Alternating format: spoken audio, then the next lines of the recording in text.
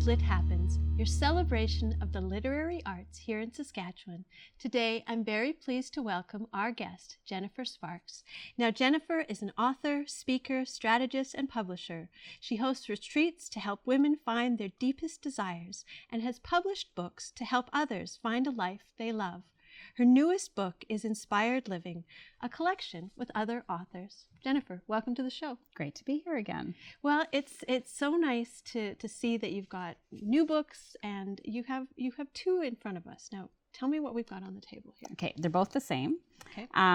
But what I've got here is a collection of stories from women around Canada and the United States, really focused on them coming through something very difficult, teaching us how they did it and what had to change in the way they were thinking so that they could go on and live an inspired life. And so that's why it's called Inspired Living.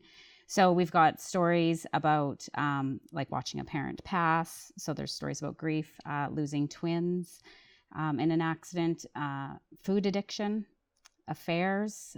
We've got some input on the 60s scoop. So 6 of the authors are local from Saskatoon and area, and then the rest are Canada and United States. So your other books are also on, they're about being inspired. They're about living your best life. Yeah. What was the catalyst for you? What really pushed you to want to put down on paper what was going through your head? I think when I got to the end, like when I felt like I got through my stuff, I realized it didn't have to be that hard, but there's a lot of things we're just not taught. And so for me, it was like, I feel like I can help other people by sort of outlining what I went through, what I was thinking, what I was feeling, and what actions I actually had to take in order to move myself through those hard times. So it's not just inspiring stories, but it's you're giving steps and you're giving advice that helps people to walk those steps that they need to walk through. Yeah, absolutely. All of my books, I say they're not just books that you read, they're books that you have to do. So they often come with like a companion journal or something, an action guide that they need to, or they can download if they want to, so that they have a little bit of extra support as they move through those processes. Did you always think that you were going to be a writer? In hindsight now, all the dots connect, but no, I didn't. It was kind of accidental. My daughter was out at the barn riding her horse and I couldn't leave her there unsupervised. So one day I just took my computer and I sat in my hot van in the sun and I just started to write. And I had explained to Wes Funk, it was like I wasn't even there when I wrote that book. And he goes, yeah, a lot of people will say that, but that's just sort of how I started. And then that book really kicked the door open for a lot of other things. And I was like, I really love this stuff. I'm a teacher librarian. I'm around books all the time. So yeah, I'm staying put. And you do the retreats as well. Now, does that connect in with what you're writing? How does that feed you and fuel you? Yeah, it's kind of like a kaleidoscope. So I do the wellness retreats. So though I usually host those out at Elkridge, small group of women. And a lot of times women will move through something and then feel like they want to write a story. So I also hold writers' retreats. So I do both things. And really they tie together because when you are in a place of discomfort, you're usually telling yourself a story of some kind that is blocking you from living a better life. Once you change your story, you live a different life. And once you've changed your story and come out on the other end, you can share your process or your story with others and inspire them to do something greater with their life. And you do, I don't know, do you call it vision boarding? Do you do that sort of work, which is also a way to use words and images? Right. I do lots of self-development stuff, breaking through your belief systems, vision board, process, like taking you from point A to point B, but guided through asking those hard but essential questions that people need to sort of address if they're going to move past things, because we tend to get on autopilot, and when we're there, we're not really paying attention to what we're doing.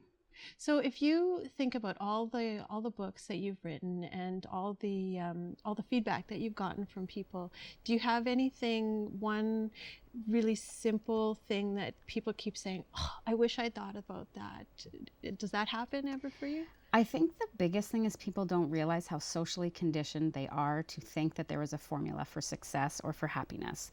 And once they start asking themselves some of those questions, they realize they've almost been, I don't want to say brainwashed, but they've been conditioned to believe, for example, that if you want to be happy, you go to school, you get a degree, you find the love of your life, you marry them, you have 2.5 children, you live in the picket fence, yard, whatever.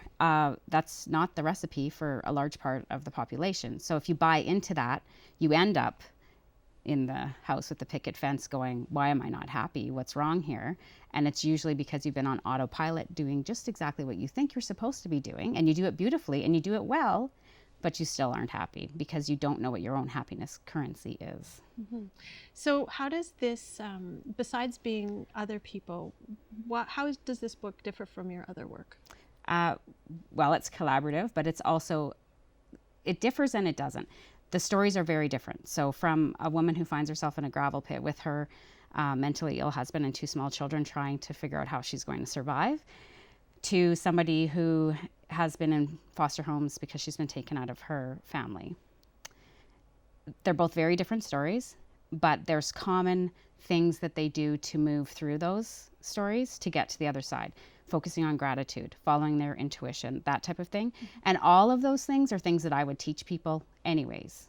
So these stories allow people to see it in a different light, and it allows them to see that regardless of what your story is, these tools can be useful to you.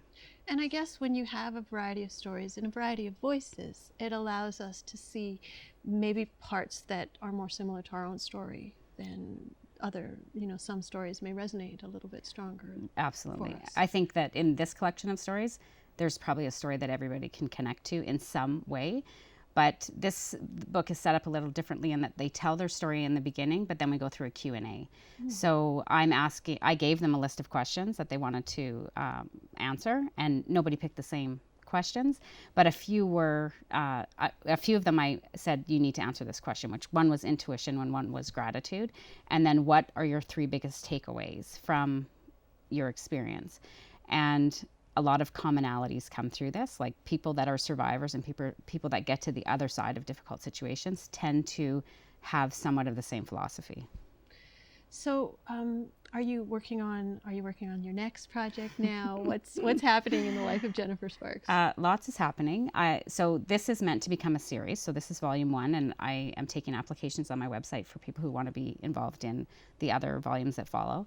I am also going to do inspired business, and I'd like to focus on first local Saskatoon businesses, because I think a lot of people will be like, oh, she's an entrepreneur, she's gone into business, she's done everything right, it looks great, but the truth of the matter is it's never that easy. Mm-hmm. So that's really about kind of exposing some of the struggles that business owners go through.